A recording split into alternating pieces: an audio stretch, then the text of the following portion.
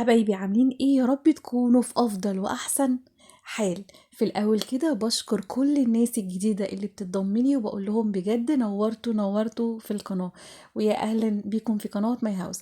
تاني حاجة بقى احب اشكر الناس اللي معايا واقول لهم بجد شكرا من قلبي ليكم. بجد انتوا قد ايه مش بتستخسروا فيا ولا لايك ولا كومنت ولا حتى الكلمة الحلوة، والناس اللي بجد بتقدر تعمل لي شير. وبجد بشكركم قوي قوي قوي، وهفضل اشكركم من هنا الى ما لا نهاية. مش عيب ابدا ان احنا نشكر الناس.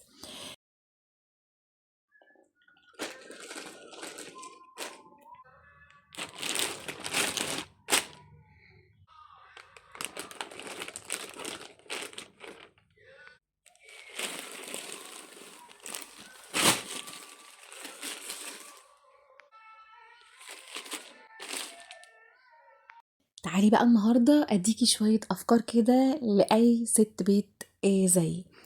تمام بص بقى. الفكرة ان انا كل المشتريات اللي انا جايباها دي جايباها بقالي فترة طويلة، حرفيا بحضر فيها كده بقالي فترة طويلة. يلا بقى ايه، ما تنسيش اللايك بتاعك كده الحلو. ويلا ايه, نبدأ. ده صوت كده يا بنات انا كنت جايباه. هو بصوا كان في منه اللون الكشمير اللي هو الفاتح، وكان في منه يعني على ما اظن كده كان لون اسود.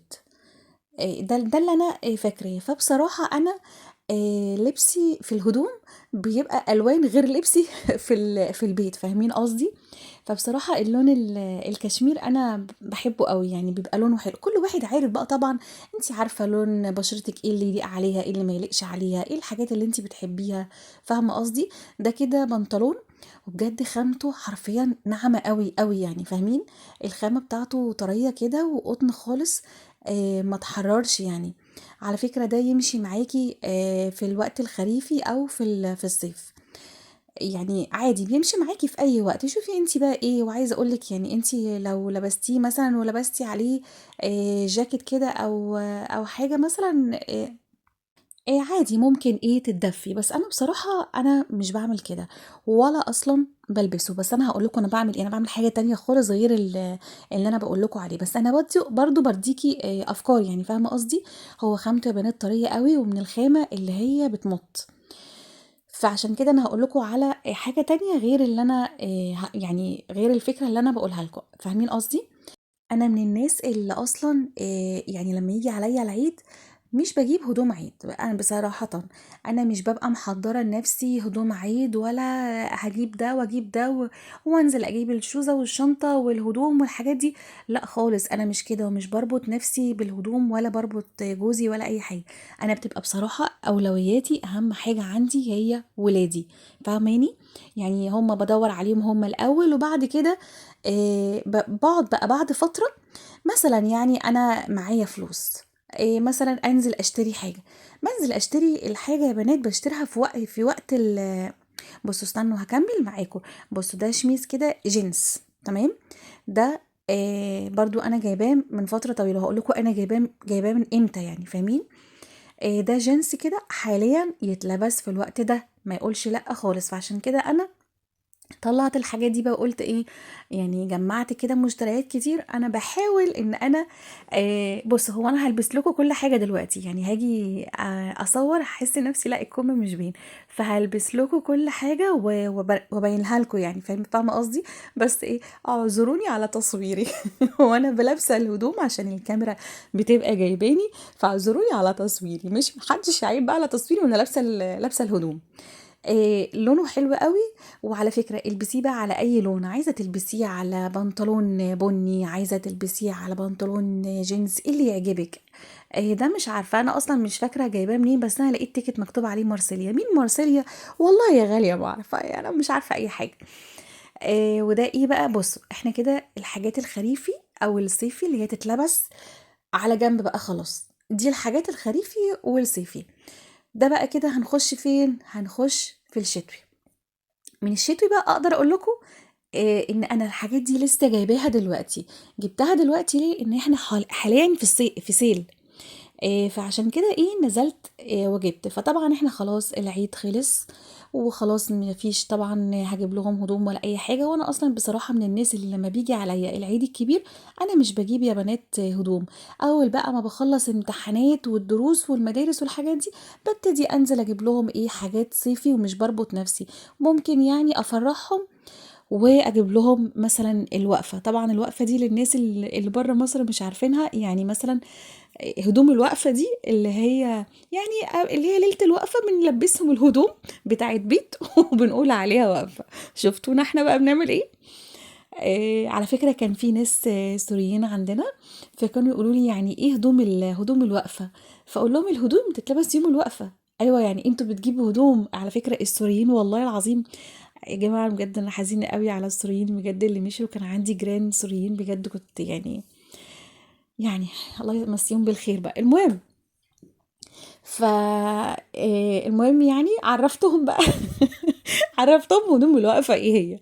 فالمهم بصوا ده بجد الجاكيت ده قمر قمر قمر بجد. الحتة الجلد البني دي وهو اصلا خامته تقيلة.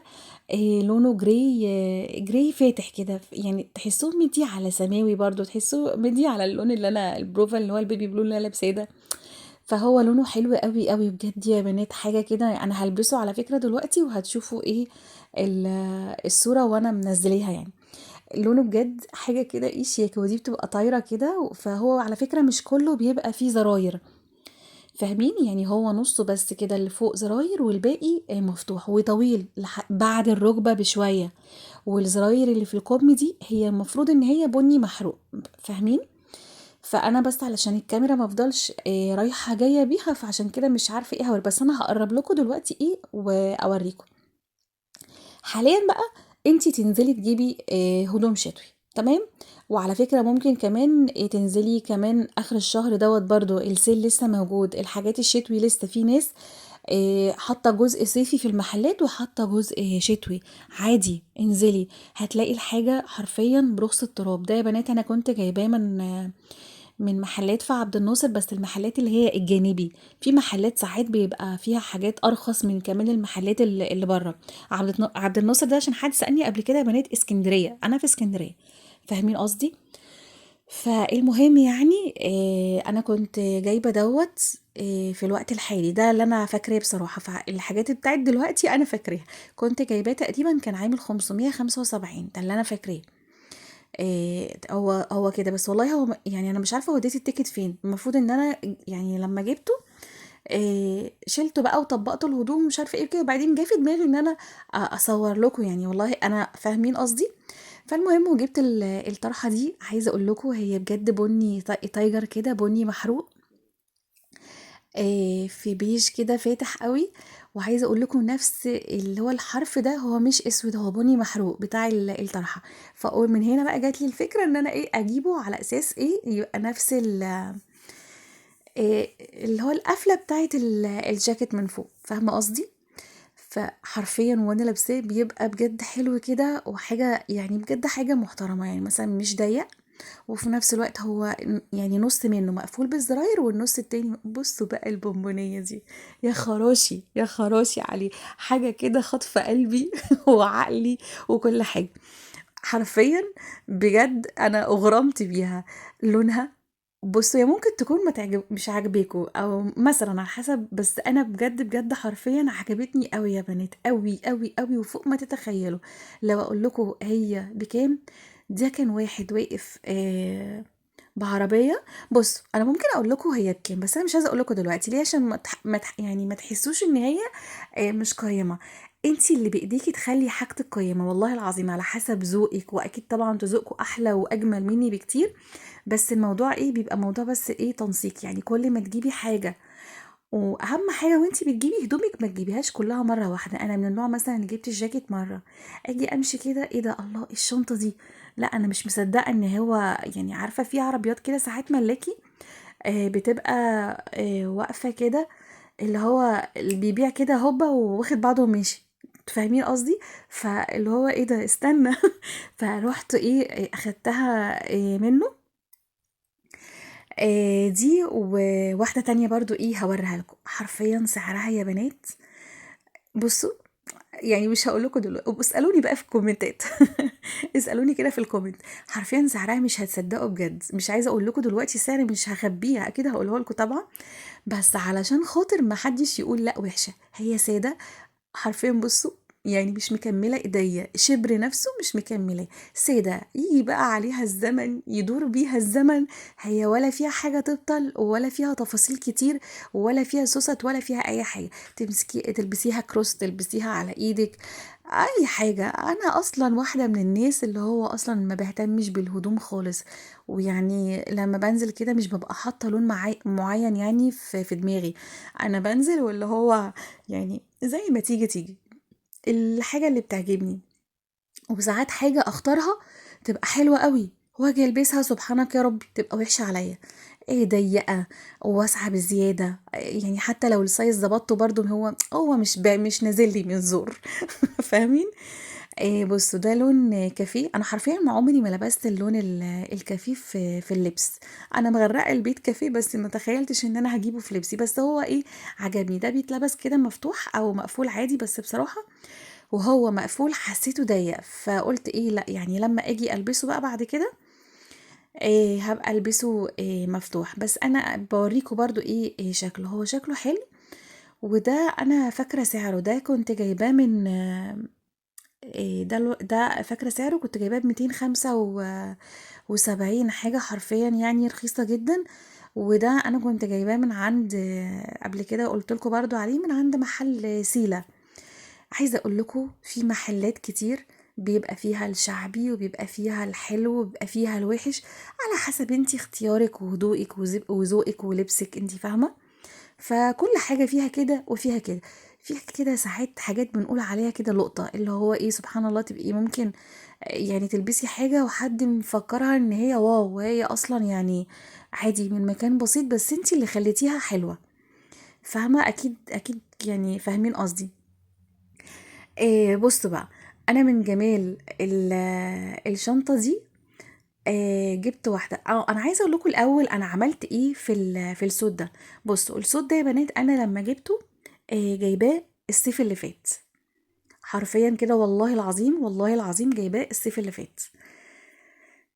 بصوا استنوا بقى عشان نمشي ايه مع بعض كده في الترتيب، بس كنت عايزه برضو اديكوا ايه الافكار. بصوا بقى، الشوزه دي انا جبتها والله العظيم عجبني لونها، ملهاش علاقه بالجاكيت خالص اللي انا جايباه، لا ليها علاقه بالجاكيت الجراي، ولا ليها علاقه بالجاكيت الكافيه خالص خالص. انا جايباها كده اللي هو في يوم تاني، فوجئت ان هي ايه، ممكن تليق على عادي، تليق على الشميز اللي هو الجينز، تليق عادي على انتوا فاهمين. تليق على الجاكيت ده او الجاكيت ده. هي بصوا، هي سكرة، هي سكرة كده في نفسها. هي تليق يعني ايه، سوري يعني اعزكم الله لو عماله احطها في وشكم، بس انا بفرجكم هي لسه جديده، فاهمين قصدي. فحسيت لونها كده ايه، هادي وحاجه كده خراشي سكره قوي قوي. فايه قلت ايه، سبحانك يا رب. بس طبعا انا مش هشيلها للشتاء، ولا هستنى لحد ما الشتاء الجاي إيه ابقى البسها، لا دي عادي تتلبس مع اي حاجه. إيه دلوقتي يعني، ممكن لحد بقى ما يجي الشتاء الجاي الله اعلم تبقى موجوده ولا لا. الصوت ده بقى انا يا بنات في حاجه ما قلتلكوش عليها بقى. بص، الخامه دي طريه جدا. دي انا بصراحه من الناس اللي عمري ما البس حاجه طريه كده وانزل بيها، استحاله يعني. اللي هو الخامه اللي هي الخفيفه، اللي هي وكمان خامته بتمط. فدي انا جايباها للبيت يا بنات، ده صوت خروج، بس انا جايباه للبيت والله العظيم حرفيا. فقلت ايه ده قمر في البيت. طبعا لو كان للخروج كنت ممكن اعكس واجيب اسود، بس بصراحه وللامانه هو قصير، وانا مش بلبس اللبس القصير ده قوي، يعني مش يعني فاهمين، مش يعني مش بحفزه قوي ليا، ماليش دعوه بغيري، بس انا عن نفسي يعني كماي هاوس مش بحب اللبس القصير قوي، اللي هو ايه مش ماشي معايا. فالمهم برضو هو في ديفو، لو تاخدوا بالكم بقى، هو وانا برفعه النص ده يا بنات فاتح، والنص ده اللي هو اغمق منه درجة، تحسوه هو مطرب، هو في حاجة سبحان الله هو قاعد عندها ومش بيتباع يعني، وحاطينه فالمهم ايه، انا بقول لها طب ما فيش لون تاني غير الاسود، قالت لي في، بس في ايه، في ديفو كده. فالمهم ايه، لما اخدته على عيبه، ما فيهوش اي حاجه، هو ممكن طبعا يتغسل واللون يروح، الله اعلم بقى، انا مش عارفه بصراحه، لما ابقى اغسله بقول لك، بس كده كده مش فارق معايا. بصوا ده الجاكيت، وانا ما تعيبوش على تصويري بقى، انا نسيت وصورت بالطول تمام. المهم يعني دي كمان الشنطة البرجندي دي اللي انا جبتها، اللي هو لا مش هسيبها. طب اللي هو انا بعد ما جبتها مشيت شوية قلت له على فكرة الشنطة حلوة قوي. قال لي طب ما تجيبي واحدة. قلت له طب ما انا مش عارفة، ما انا يعني اقول خفت لحسن تقولي لا كفاية واحدة او كده. قال لي ما انتي ما قلتيش، طب خلاص هاتي ايه واحدة. المهم كنت جايبة الشنطة دي بكام مش هتصدقوا. الشنطة دي يا بنات حرفيا كنت جايباها ب150. بصوا انا هنا بوصف لكم. كان في حد واقف في الزقاق كده في عبد الناصر، معرفش هو ده مين ولا تبع ايه. والله ما اعرف. فالمهم رحت جايباها، رجعت تاني بعد ما مشيت اخر عبد الناصر، رجعت تاني بعد ما قعدت اتكلم كده مع جوزي. اصل لا، ما انا مش هاجي قدام الراجل واخد اتنين ينفخني. اه والله.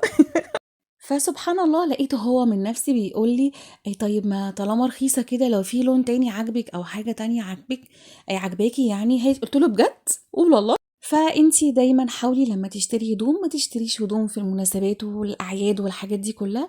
حاولي دايما تفكري ما تبقيش ضاغطه برضو على جوزك وعلى بيتك وعلى ولادك. اكيد كلنا محتاجين هدوم، بس بنفكر برضو بذكاء. طبعا الحاجات دي كلها انا جايباها في السيل. طيب حد دلوقتي هيقول لي انا مش من اسكندريه، انا برضو عايزه سيل. بصي بقى يا غاليه هقول لك على الطريقه. تمام. انتي امشي في البيت كده، امشي في البيت وافضلي قولي لنفسك انا عايزه شنطه، انا عايزه شنطه. التليفون افتحي بقى التليفون وشغلي لي الفيسبوك وقولي لي لقيتي الشنط ولا ما لقيتيش، ولو ما جاتش النهارده هتجيلك بكره. يعني بصي مطاردات كل الحاجات اللي انت عايزاها في دماغك هيجيلك بقى العروض والاسعار. والله العظيم انا بحس بجد حرفيا يا بنات ان انا متراقبه في البيت، حد سامعني ولا ايه. انا ببقى مثلا بفكر في حاجه، افتح الفيسبوك الاقي الحاجه قدامي، لا ما انا كده مش عارفه في ايه، ما انتوا بتصنطوا عليا ولا ايه بالظبط. انت فاهمين قصدي. المهم هتلاقي المحافظة اللي انت فيها، وهتلاقي بقى كام محل كده جنبك وقريبين منك، هيجيلك بقى عروض وهيجيلك حاجات. دوري بقى واتفرجي كل محافظة انت ساكنة فيها اعملي بس الفكرة اللي انا بقولك عليها دي. طبعا انا الهدوم الشتوي دي خلاص هتتشال وهتتلبس لسه السيزون اللي جاي. ويا رب اكون كده وصلتلك طاقة حلوة، واشوفكم على خير ومع السلامة الفيديو اللي جاي.